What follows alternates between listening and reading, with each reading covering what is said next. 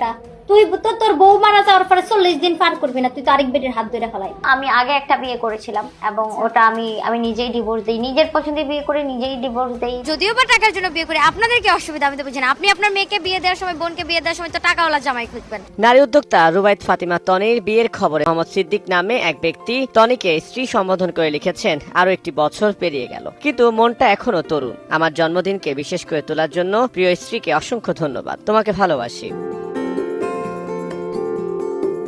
12 October সে একই সময় নিজের প্রোফাইল থেকে সিদ্দিককে জন্মদিনের শুভেচ্ছা জানান তনি। আদুরে ভাষায় লিখেন, তোমার মতো বিশেষ একজনের জন্মদিন উদযাপনের জন্য বছরে একটা দিনই যথেষ্ট নয়। দুজনের পোস্ট দেখেই দুয়ে 4 মিলিয়ে নিয়েছেন নেটিজেনরা। অনেকে তনির এই সিদ্ধান্তকে সাধুবাদ জানাচ্ছেন, আবার কেউ করছেন কড়া সমালোচনা। এ বিষয়ে জানতে তনির সঙ্গে যোগাযোগের চেষ্টা করা হলেও মেলেনি কোনো জবাব।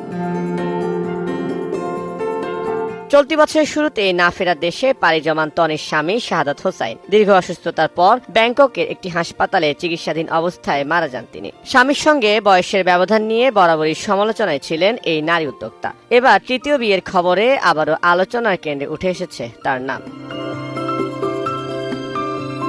তানভীর হাসান।